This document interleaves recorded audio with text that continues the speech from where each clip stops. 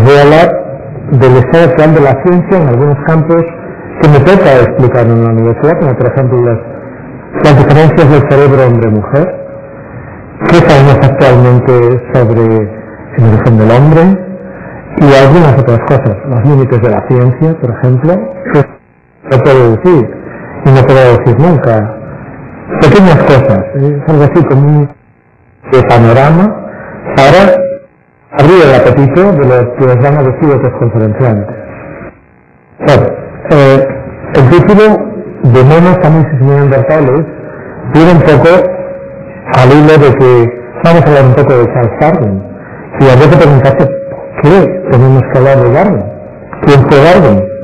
¿Qué importancia tiene Darwin? ¿Por qué no vamos a hablar de otras personas? Como podría ser Lamarck. Bueno, pues porque hoy se cumplen 127 años y un día de su muerte. Bueno, muy bien. ¿Y a mí qué me importa?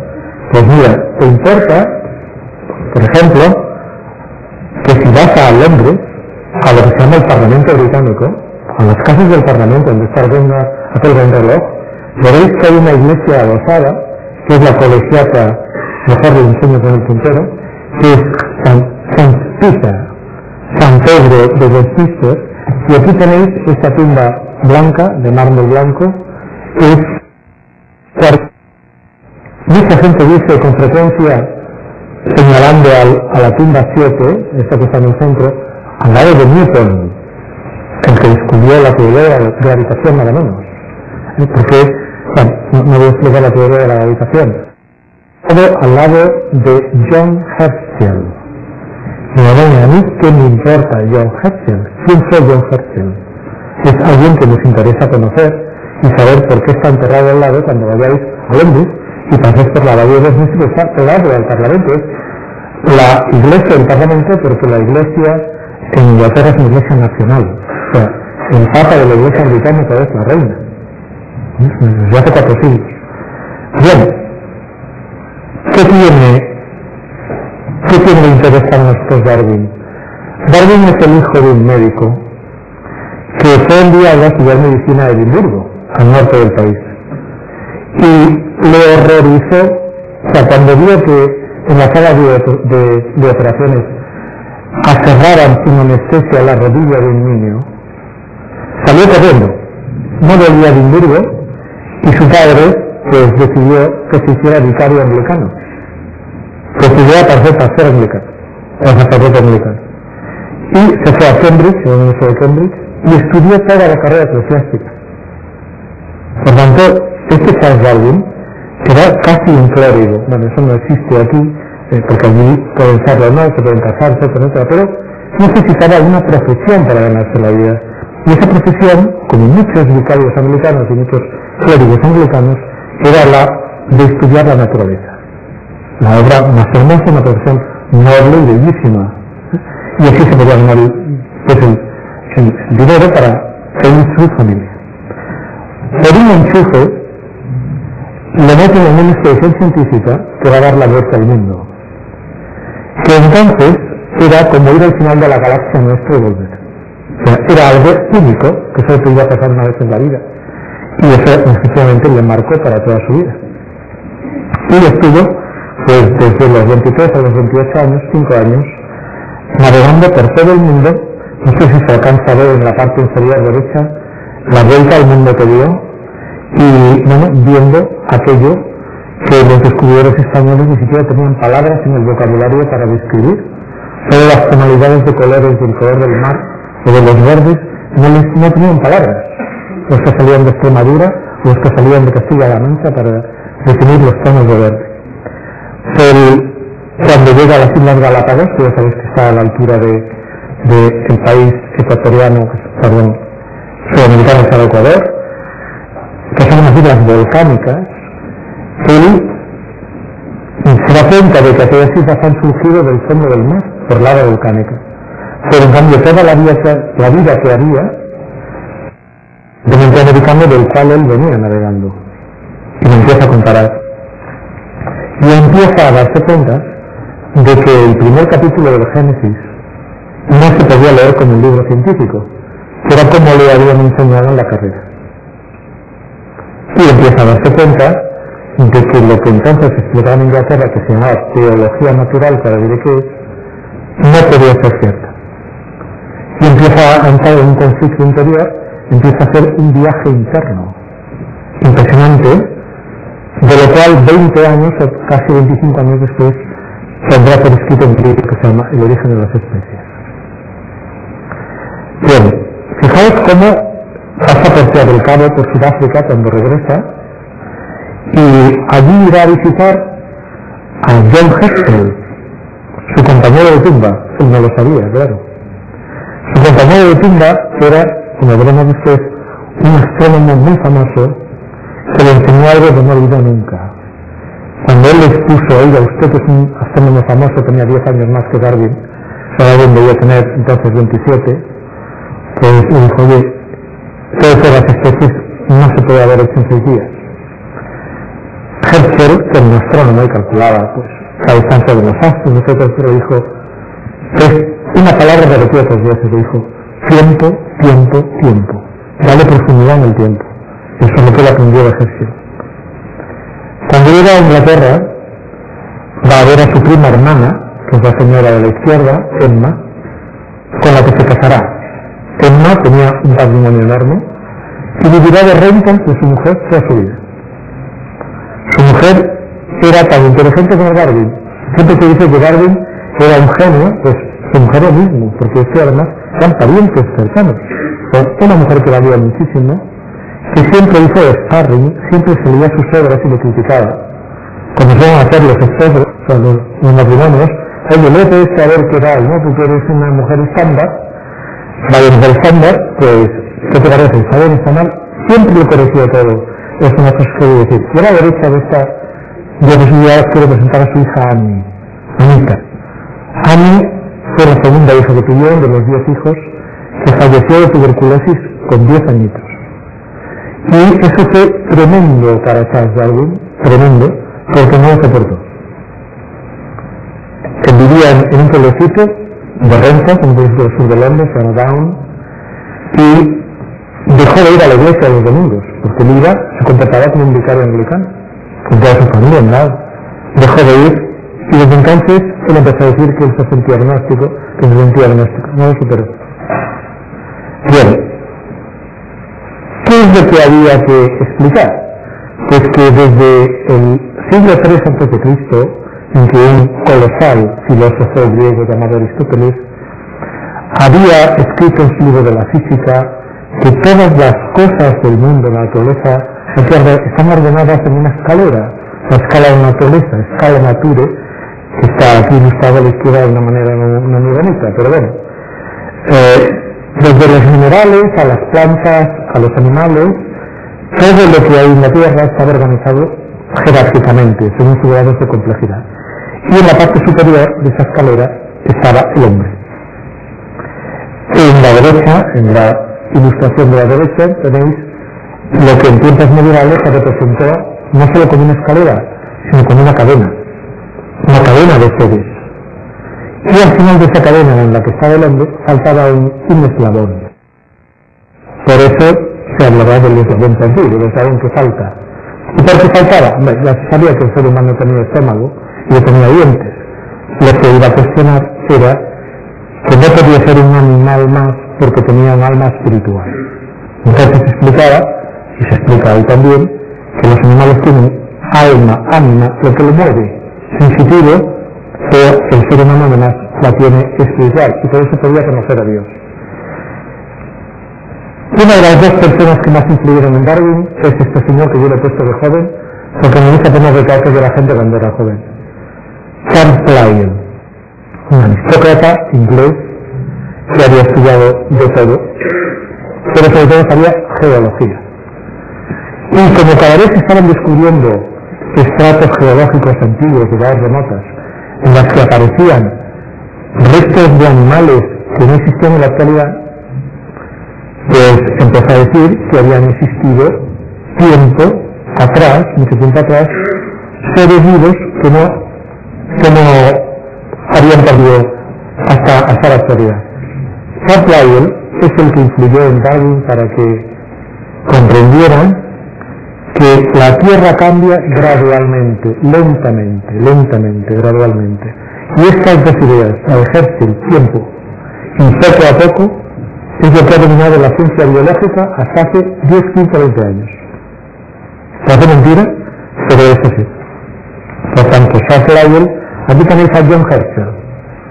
John Herschel, un astrónomo con 21 años, hijo de astrónomo, dice aquí la leyenda que tenéis a la izquierda, con 21 años fue miembro de la Royal Society, que con 21 años empieza tomando en asesor del rey de Inglaterra, cuando el rey de Inglaterra está sacando, no puede ser. Se dice aquí que mejoró los telescopios de su padre, que describió más de 70.000 cuerpos celestes, si es todo el universo, y que le enseñó a un francés que se llamaba Daguerre, autor del daguerrotipo, cómo podía hacer los positivos, los negativos de las fotografías. Es casi el descubridor de la fotografía, que claro, él tenía que fotografiar a los astros. Herschel es el que le dijo tiempo, una gran profundidad de tiempo. Darwin se retira a la casa de su esposa, de la familia de su mujer, y allí estará hasta su muerte, saliendo muy pocas veces y poniendo en marcha su viaje interno, que lo que va a hacer es decir, toda la teología natural no puede ser verdad. No puede ser verdad. Él no tenía una solución, pero verdad no era. Ese es su famoso estudio, donde está, si no recuerdo mal, en el centro arriba el retrato de Charles Lyell, el geólogo que tanto le influyó. Y bueno, ¿y qué es eso de la teología natural? Pues un siglo antes en Inglaterra, un teólogo, o sea, un clérigo anglicano, que estudiaba, como Darwin, la armonía de la naturaleza, pues había expuesto y había escrito un libro que se llamaba Teología Natural, etcétera, etcétera, etcétera, que Darwin había estudiado en Cambridge y que se lo sabía muy bien, y del cual decía que había encontrado tanto deleite como leyendo a los matemáticos griegos, a Euclides, por ejemplo.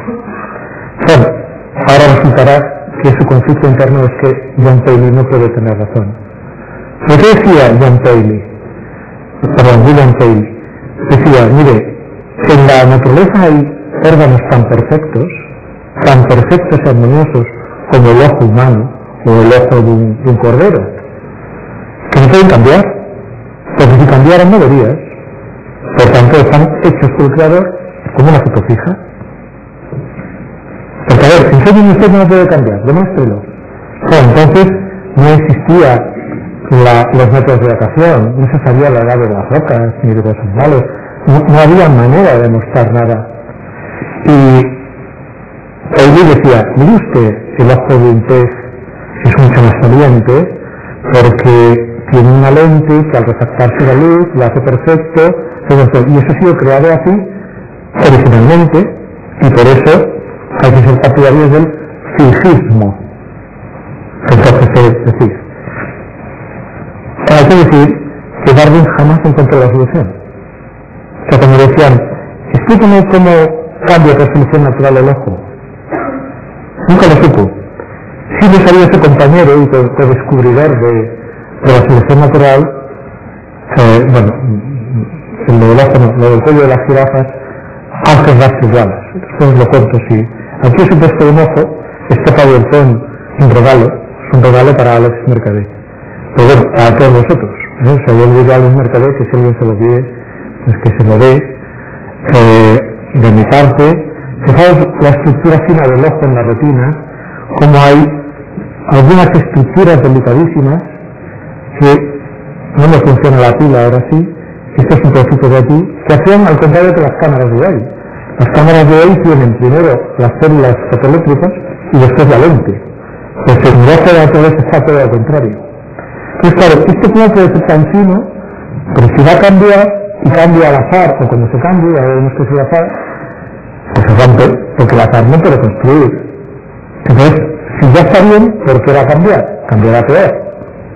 Y por eso Darwin se hizo la anarquista, que después diré que es decir, que la función, es decir, la acostumbrarse, el adaptarse, el uso o el desuso, hacía que se opcionara el ojo. Por eso Darwin nunca fue darwinista. es una frase hecha, ¿no?, para sorprender, pero que fue darwinista o auténtico darwinista fue su compañero Alfred Russel Wallace, que después diré que se conoce quién fue. Bueno, total, en el siglo XVIII y antes, se había hablado de que los animales y el hombre y muchas veces tenían una antigüedad mayor que la que decía la Biblia, pero no había manera de probarlo. Y va a haber dos personas que lo van a poder demostrar razonablemente. Y con esto concluiré más adelante mi exposición. El último punto, el mecanismo de cambio va a ser la selección que se produce en la naturaleza. Darwin estaba harto de ver a los ganaderos mejorar sus vacas o sus corderos, a las personas en los jardines mejorando las plantas, bien para dar comida, bien para hacer flores hermosas. Y entonces decía, pues tiene que haber que la naturaleza también elige, selecciona a las personas, a los animales y a las plantas. Él se llama selección natural, lo que William Paley llamaba teología natural. Bien, fijaos en la parte inferior pone la datación cronométrica significa en años. Esto es lo que faltaba. Y es que hasta 1990 y algo, 80 y algo, 90, no ha sido casi perfecto. Por eso decía que habíamos compartido dudas y que cuando éramos estudiantes esto todavía no estaba del todo consolidado, porque no había manera de probar. Hoy día sí se puede probar de manera muy fiable. Al mismo tiempo que Darwin estaba en su casa, en la casa de su mujer, viviendo de su mujer, vamos a decirlo así. ¿Sí? Porque en México se ve siempre Darwin. Se estaban produciendo un montón de hallazgos de hombres fósiles, humanos, asociados a una fauna extinguida que seguro que no era actual, pero que nadie sabía qué profundidad en el tiempo podía tener. Y fijaos cómo algunos suscitaban recelos o dificultades, pero va a ser en 1800, lo lamento porque no me funciona el puntero, va a ser en 1957, aquí, en 1957, cuando en el río Neander, de una ciudad alemana, se descubre por fin un neandertal más, que aquí vendrá el nombre, y entonces ya no se puede ocultar que hubo una humanidad remota. Por lo tanto, el relato del Génesis saltó por los aires, completamente. Y en ese momento se hizo todo público al mismo tiempo. En el 57 sale el libro de Neander, en el 59 se publica El origen de las especies, en el 59 Charles Lyell publica un libro de geología diciendo que los animales extinguidos están en estatus geológicos remotos. No sabe qué dar, pero están juntos, por el principio de fotografía. Con lo cual, hubo una conmoción social grande, porque además se había descrito la anatomía del chimpancé comparada con la del ser humano un siglo antes, pero claro, no había que hacer con el chimpancé de él, y al final pues estaba diciendo, señores, el ser humano tiene el eslabón que le faltaron los armatures, que nos habían perdido, es el chimpancé. Mucha gente se ofendió, y mucha gente no se ofende. Porque se entiende en otro sentido, no se entiende en sentido zoológico, se entiende en otro sentido, ¿no? Como decía Descartes, el corazón tiene razones que la razón no puede entender. Pero creo que todos nos damos cuenta de que estaba pasando algo. Y lo que estaba pasando era que había una crisis de crecimiento. Había una crisis, pero porque el conocimiento humano crecía. ¿Y qué se puede ocurrir? Que se separarán, pues como un chico cuando se va de casa, una chica, pero más adelante se reencontrarán, queriéndose aún más. Lo que ocurre es que en este separarse se han especializado en ciencias que no deben mezclarse, pero sí conocerse. Porque aislarse es muy peligroso, porque te quedas en tu especialidad. Es como un médico que solo sabe operar manos. Pues, hombre, debería saber operar algo más que las manos. Sería bueno para el médico y para la sociedad. Entonces ese es un punto, el punto que se da que actualmente es, habría que volver a conocerse, no a mezclarse, a conocerse. Y por eso este tipo de conferencias es bueno, para que esta información llegue a gran público, y es cierto, pues, ganas de estudiar estas cosas en los jóvenes que a lo mejor no se debían plantear. Bueno, vamos a explicar ahora el mensaje de Darwin. Darwin, ¿qué dice? No que es el uso de las especies. Él dice 4 ideas, que son 4 columnas populares. La primera observa, ¿sabes que él nunca hizo ningún experimento? Me vas a decir, qué asombroso, un científico nunca fue doctor. Siempre en toda su correspondencia se llama Mr. Darwin, un paisano de pueblo, Mr. Darwin. Este hombre observó que todas las especies, o la mayor parte de las especies que él había podido ver, y había ido hasta el final de la galaxia, ojo, el viaje que se metió es una cosa sensacional. Tienen más descendientes, o potencial de tener muchos más descendientes de los que realmente dejan, de los que realmente acaban viviendo. Los ratones, los conejos tienen fama que se pueden reproducir muchísimo y hay que ponerle predadores para que acaben con ellos. Por tanto, el primer principio es todas las especies tienen más descendientes de los que realmente acaban viviendo. ¿Por qué? Y se puso a estudiar nada menos que los elefantes. ¿Cuál es la especie que tiene más dificultades para tener crías? Los elefantes. Los humanos también, las ballenas. Bueno, pues, hizo cálculos y dijo, pues, en un sitio debería haber no sé cuántos millones de elefantes, y no los hay. ¿Por qué? Porque se han muerto. Porque se mueren. Si en la fondo deberían vivir como los demás, ¿no? Bueno, más descendientes de los necesarios, primera idea. Segunda, la lucha por la existencia, que suena terrible.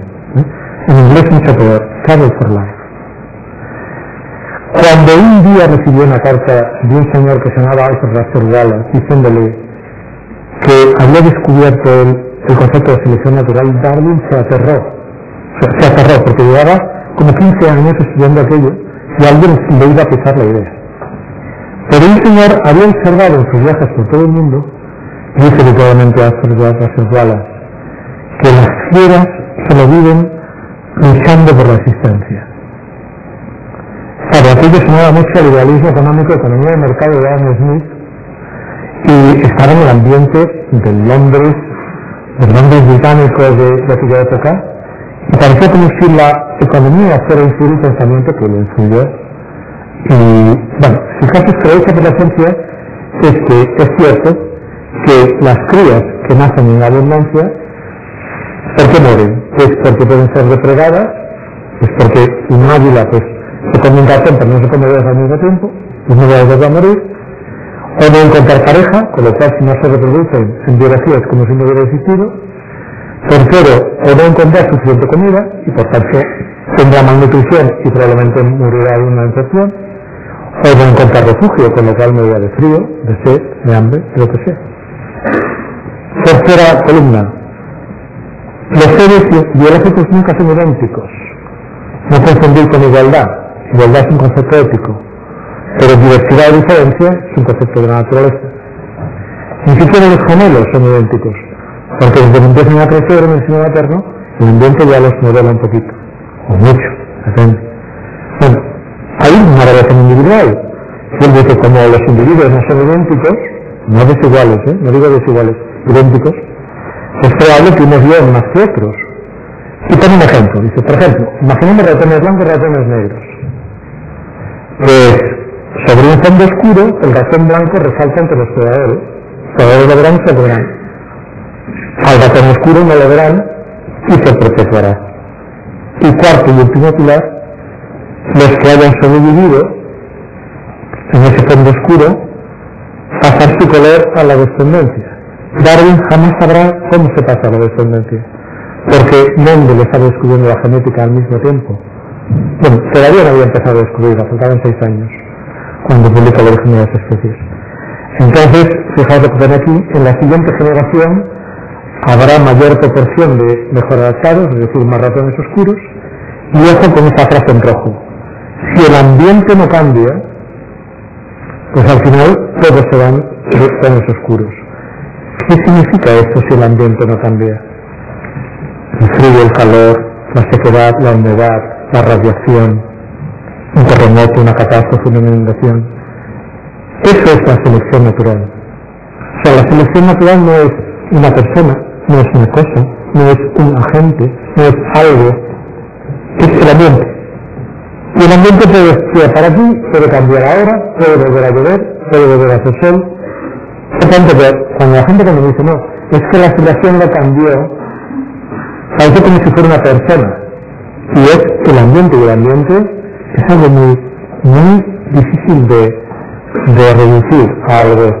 Bueno, este proceso de que el medio ambiente selecciona, como si fuera una persona, de esa manera que puedo explicar, a eso le llamo la selección de la naturaleza. La selección natural.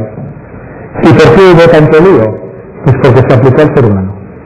El ser humano ya no está hecho directamente por Dios. El ser humano está hecho por la selección natural. Entonces dijeron, ¿y encima viene el mono? Sí. Con lo cual, como estaban los neandertales descubriéndose, y mucha gente se molestaba, o había algunos intereses, bueno, esto se lanzó como una campaña, y que fue así. Darwin, un ser tranquilo, que le presionaba mucho el estrés, muy atormentado por el estrés, porque ya el estrés él lo sufría, se atribuye a fiebres, el hombre era un señor sensible, que se ponía nervioso enseguida y lo que quería era tranquilidad. Bueno, pues de ningún modo quiso publicar su origen del hombre, que lo pospuso mucho tiempo, porque sabía que iba a haber mucha controversia y él no quería poner esa controversia.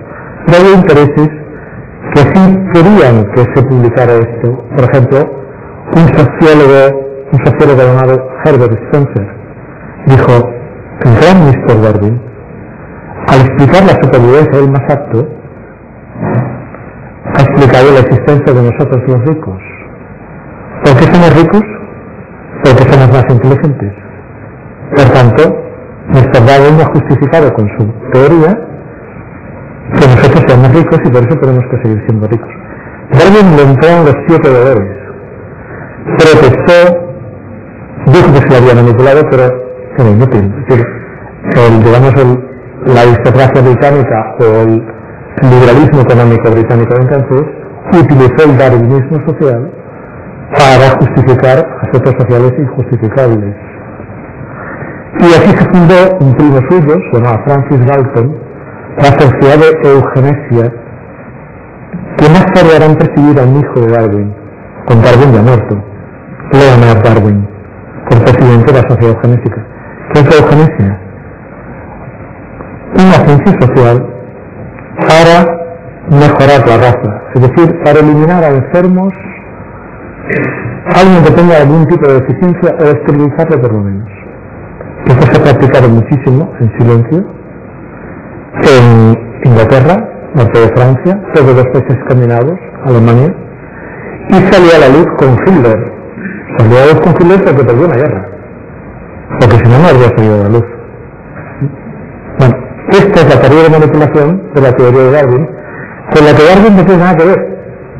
Pero es como una cosa se puede llegar a manipular ideológicamente. Tanto es así que en esta caricatura chiste se representa a un gorila saliendo de la Sociedad de Protección para la Crueldad contra los Animales. Le dice al presidente, señor presidente, este hombre se quiere apoderar de mi pedigrí de gorila y quiere decir que él es un descendiente mío. De ninguna manera quiero yo tener nada que ver con los humanos tan crueles. Dice el gorila. Y el presidente le dice a Darwin, oiga, Mr. Darwin, ¿por qué insulta así a este mono? Bueno, esto ya sabes que las caricaturas son ironía. La ironía es una facultad humana, que solo tenemos los humanos, que proviene de saberse poner en el papel del otro. Sentido de humor, la ironía viene de ahí. Y esto pasó a la misma del mono en España. Si habéis fijado, la misma del mono tiene un mono perfecto con cola, los simios no tienen cola, nosotros no lo sé, pero que tiene la cara de Darwin, por lo menos se parece mucho a Darwin. Y tiene una leyenda en la mano derecha que dice, es el mejor, la ciencia lo dijo y no miento, como diciendo, lo que dice la ciencia es lo que manda, y lo que quería Vicente Bosch, nada era vender anís. Si indagáis en internet veréis que alguien dice que no era la cara de Darwin, que era la cara de un ministro, pero yo eso no lo sé. Eso es lo que ponen los textos en internet. Bueno, Mendel, hacia 1865, descubre unas leyes de la genética que han hecho época, que publica localmente, pero que tardará medio siglo más en salir a la luz, y será el otro mecanismo de cómo se pasa la información biológica de una generación a otra. Y van descubriendo, Mendel descubre que en el seno de los seres vivos, sean vegetales o sean animales, no se conocía, apenas se conocían los seres vivos, pues hay un enorme fondo de variación génica, de posibilidades, de formas. Se fueron descubriendo lo que se llama la genética cuantitativa, y finalmente un fenómeno distinto de la selección natural para explicar por qué los individuos nunca son idénticos, o casi nunca, que será la influencia del azar estadístico, lo que técnicamente se conoce como el nombre de deriva genética. ¿Qué es la deriva genética? Pues en una botella tenemos bolas azules y amarillas, y esa especie tiene pocos hijos, como los elefantes, los humanos, las ballenas, o porque ha habido una catástrofe y los hijos que han tenido se mueren, por ejemplo, no se reproducen, pues al final en la siguiente generación habrá más bolas de un color que del otro. Y por tanto, si eso se reproduce, hay una extensión demográfica, pues el color predominante predominará ya para siempre, se supone en ausencia de selección. ¿Y cuál ha sido el origen de esa desproporción? El azar estadístico. Aquí tenéis escrito en el centro el azar y la necesidad. Más adelante se le dirá a William Paley, 2 siglos después, señor Paley no es Dios quien promueve el cambio de la variación biológica, es la mutación en los genes que se produce siempre al azar estadístico, y eso está bien controlado, y después la selección natural, que aquí le llamarán necesidad, que es lo que en primero de genética se conoce con el nombre de equilibrio, mutación, selección. Bueno, ¿y qué me dice de los estudios de los hombres? Pues les voy a decir, para no hacer un pesadito, lo que se sabe hoy. El último grito estructural, no la última noticia, que me interesa mucho. Bueno, sabes que el tiempo de Herschel es verdad, que hay una enorme cadena de seres de lo más inferior a lo más complejo, y que todos venimos probablemente de una bacteria o de un grupo de bacterias que se formó hace una enorme cantidad de tiempo, que eso ya lo dijo Darwin en el origen de las especies y se lo echaron en cara, porque es imposible que la perfección humana venga de una cosa simple, porque no puede cambiar. Ahora os explicaré cómo cambia. Realizado, como veis en esta ilustración, que nosotros los primates nos originamos hace 65 millones de años, pero los primates solo somos un orden de lo que llamamos mamíferos con placenta.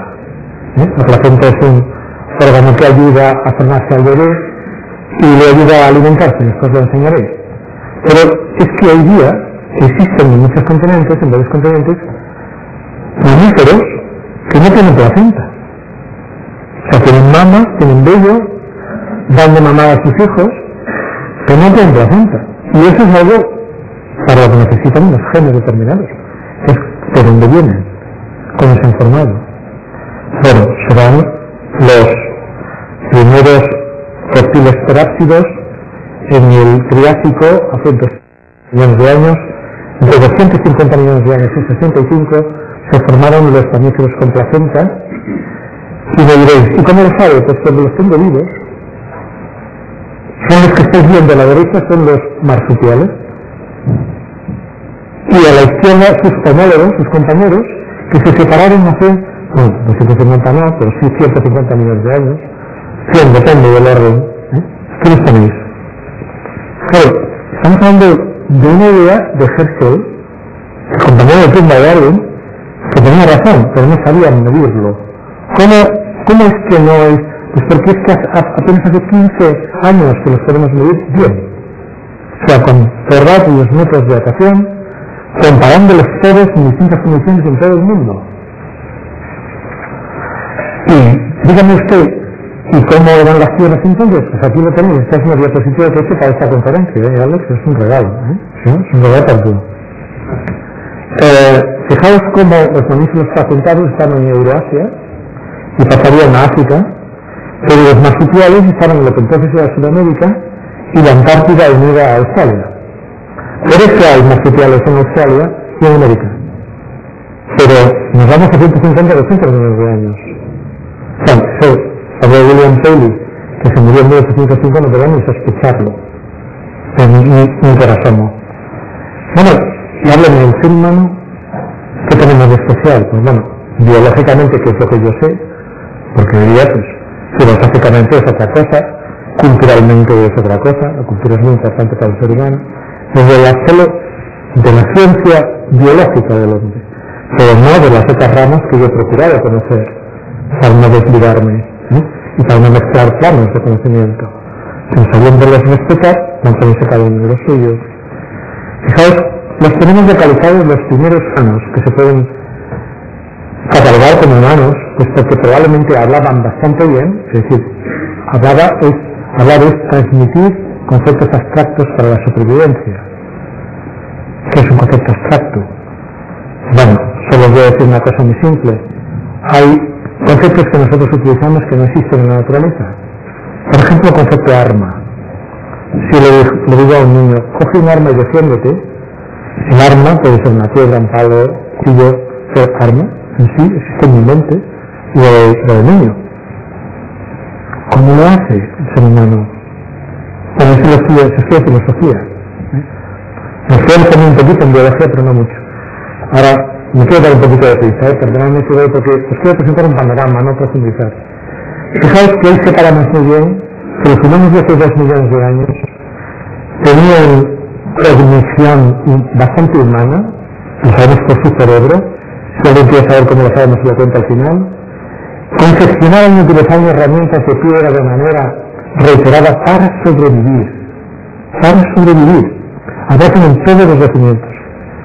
Y solamente hace 500.000 años, 300.000 años, hay señales de religiosidad o de ritualidad. Los seres humanos somos muy rituales, tenemos muchas ceremonias, con el comienzo de este acto, etcétera. Y hay señales, y esto, bueno, era algo que iba mucho más allá de los 6.000 años que uno puede contar en la Biblia, que era algo impensable completamente. ¿Qué es lo que la selección natural seleccionó? Esto es muy importante lo que voy a decir. La selección natural en el ser humano, sobre todo en la esencia de la biología, seleccionó capacidad para. Nos dio una enorme capacidad para aprender, para lo que sea. O sea, eso es lo que en filosofía se llama potencialidad. Que podría llegar a serlo, que no serlo, ¿no? Pero podría. Potencialidad. Muy importante este concepto, ¿no? Es de Chomsky. De Chomsky. Potencialidad de sentimientos, nos dio la autoconciencia, la abstracción y la ética, es decir, valores morales, la libertad, el simbolismo conceptual como el matemático, el de los sentidos como la música, la pintura, etcétera, etcétera, el del lenguaje, que puede utilizar solo 3 palabras y decir cosas completamente distintas. Por ejemplo, yo puedo decir yo, matar, tú. No es lo mismo que decir tú, matar, yo. O tú, yo, matar. Matar ya es otra cosa. ¿Veis cómo quien habla no es la garganta? Habla cerebro. Pero menos pasa por el cerebro. Bueno, etcétera.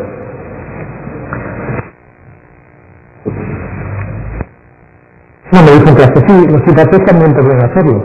Y le contesté, eso no es un pensamiento científico. Puede ser un deseo, puede ser una especulación filosófica, pero no lo puedo probar, probablemente no es verdad. Y tercero, que han tenido 80 millones de años de científicos para hacerlo y no lo han hecho. Lo hemos hecho nosotros. O sea, si piensas como un científico, piensa como un científico. Después explicaré que es pensar como un científico. Fijaos lo que ha hecho el ser humano, ha metido el mundo en una pecera. Estos tiburones gigantes en los acuarios de Japón, ¿cómo es que el ser humano ha metido a habitantes poderosísimos de un medio extraño al ser humano en los acuarios?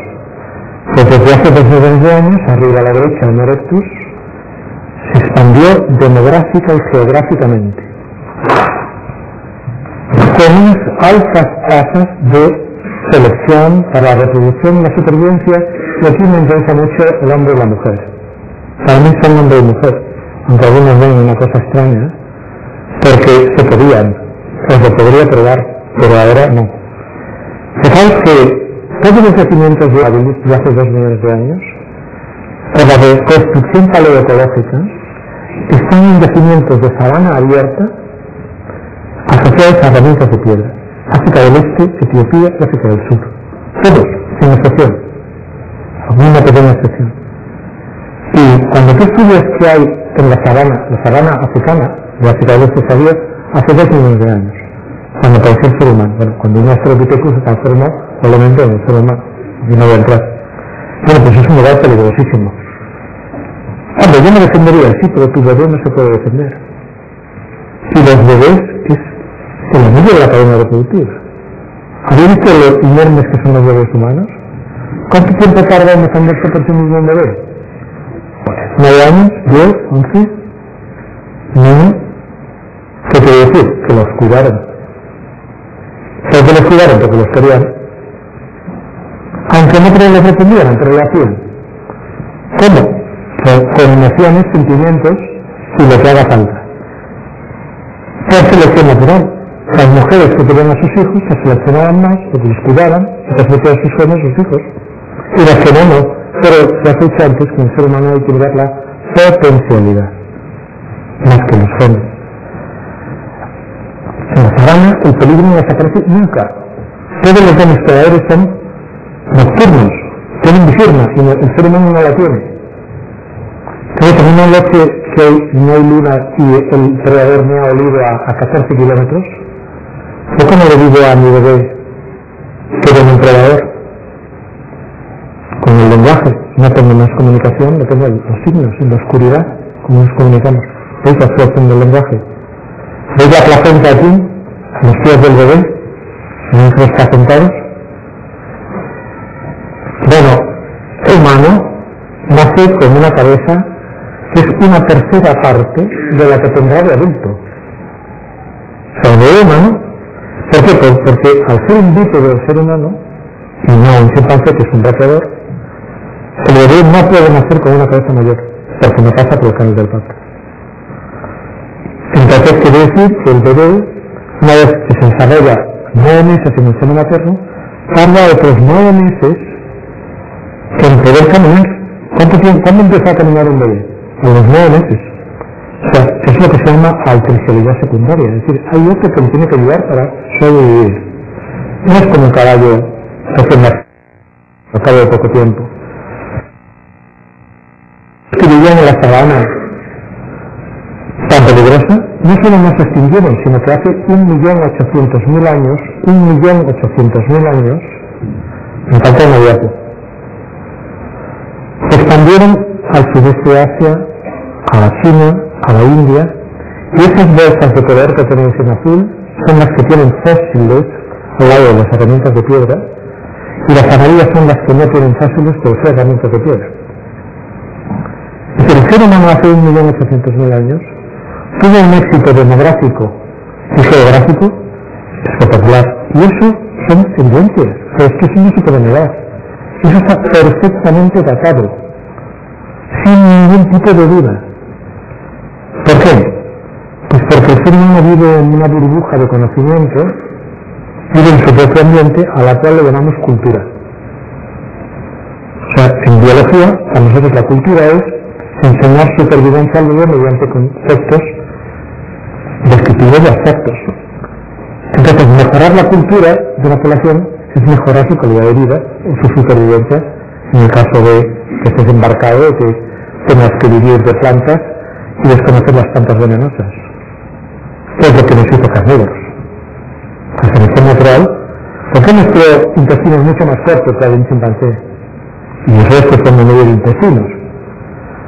Pues porque hemos comido muchísimos menos vegetales. ¿Y por qué habiendo que comer muchísimos menos vegetales? Nadie lo sabe.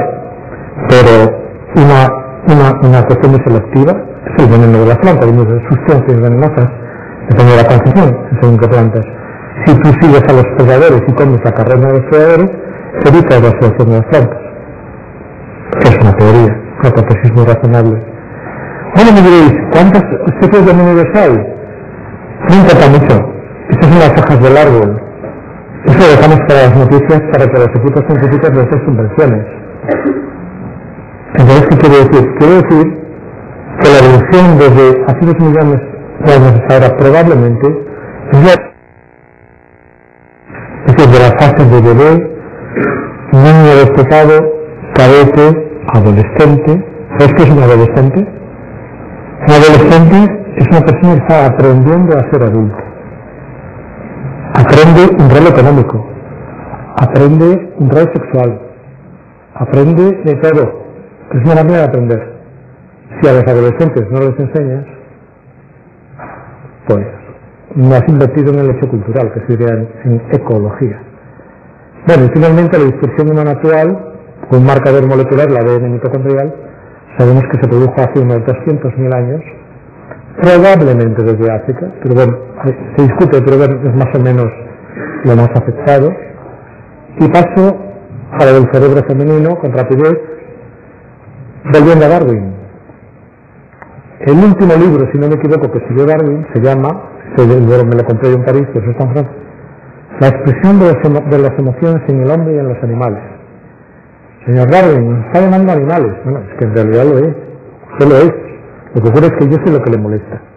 O sea, le molesta que yo no reconozco la dignidad que tiene un ser humano, eso es cierto. Bueno, entonces algunos dijeron, oiga, pues si tenemos emociones como los animales, somos animales, que ya lo sabemos, pero somos animales muy especiales. Fijaos, os voy a poner al día en neurociencia, una de las cosas más llevo 52 minutos hablando, me quedan unos 8 minutos por lo menos, que hemos empezado con los 4. Lo sé porque tengo un reloj interno, como yo doy clases de 1 hora, yo sé cuando se cumple la hora, me lo dice algo dentro, ¿no?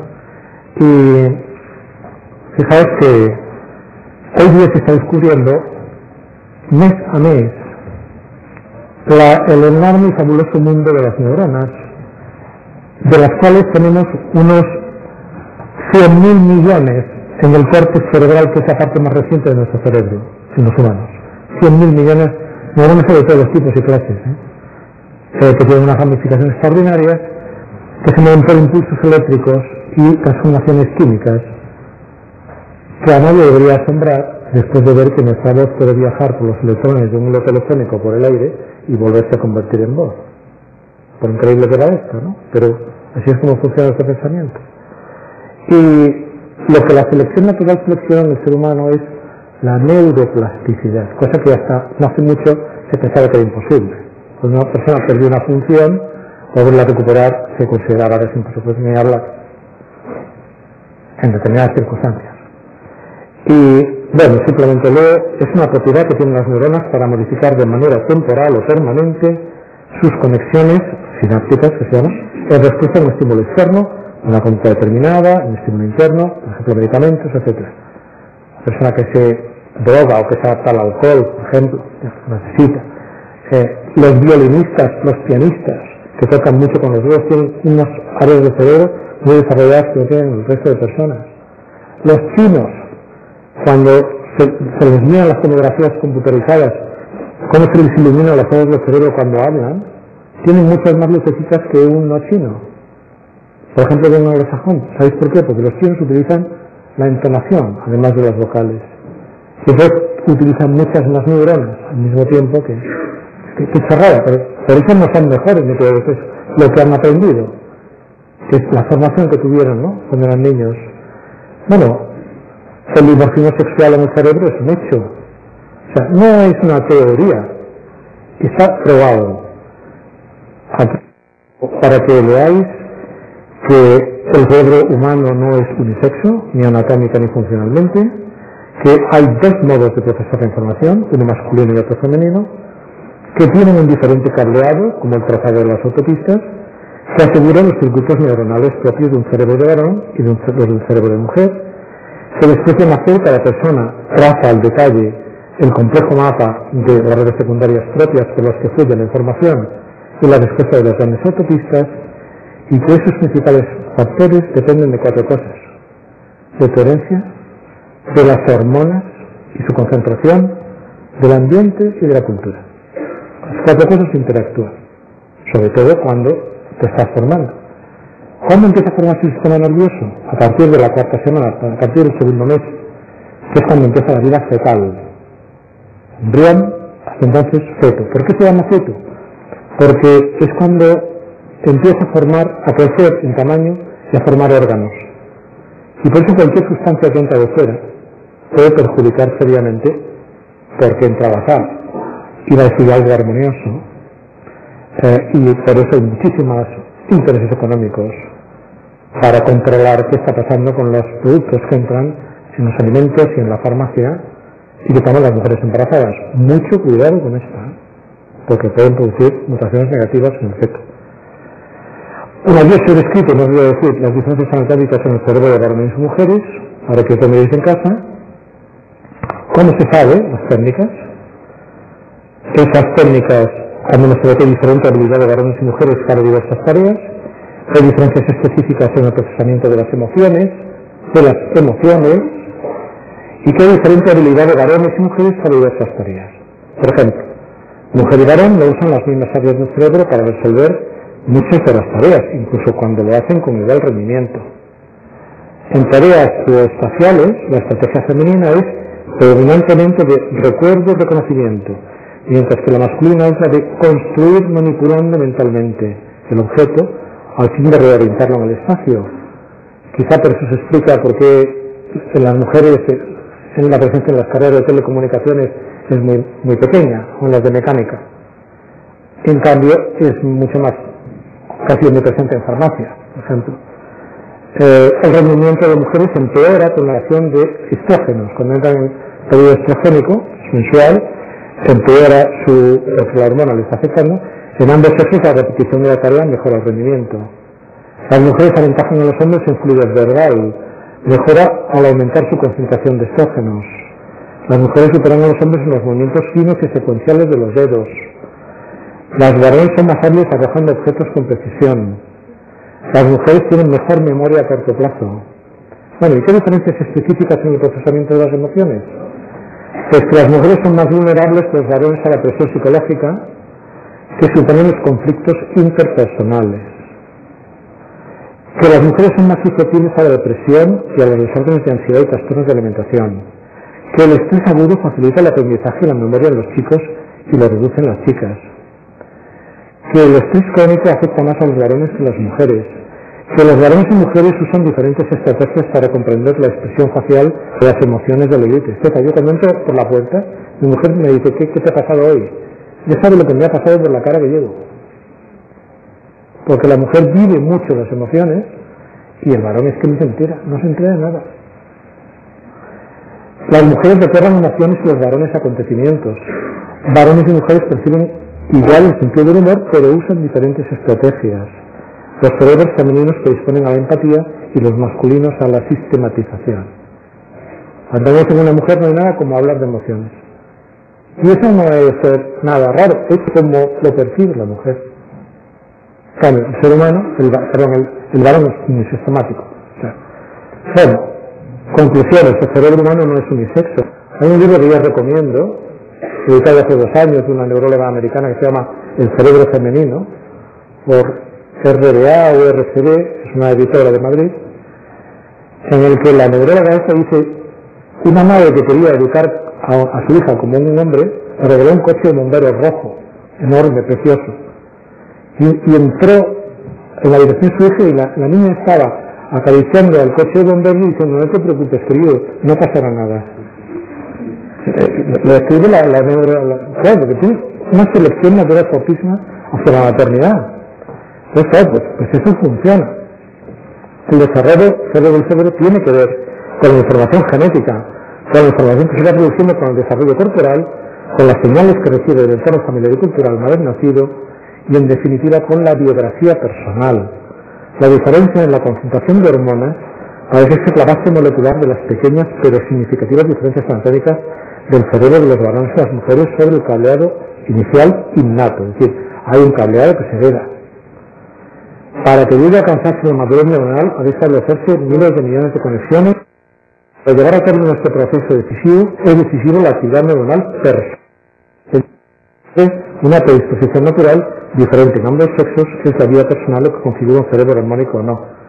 Finalmente, los actos turbios los ejercerá cada uno con mayor o menor agilidad y autodominio según sus hábitos y virtudes personales que dejan huella en el funcionamiento de los circuitos neuronales. Os he puesto tanta información, cosa que no habría hecho en otra situación, para que quien tenga curiosidad de saber más lo mire en casa con calma.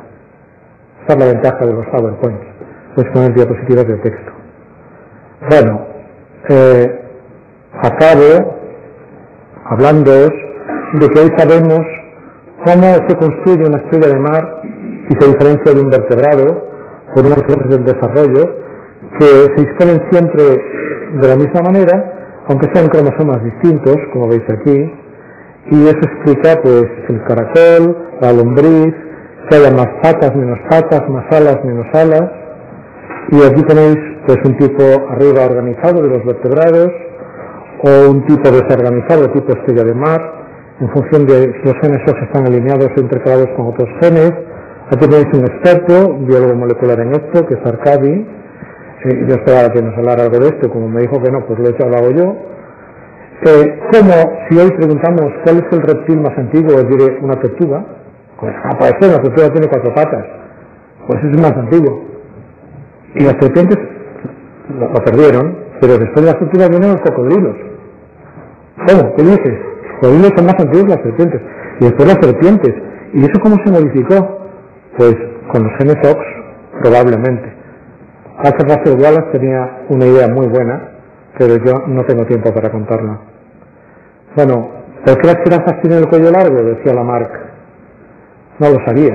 Y entonces Lamarck dijo, por el uso, como quiere comer, lo estira. Y Darwin, para explicarlo del ojo, porque no sabía explicar, dijo, pues por el uso y desuso.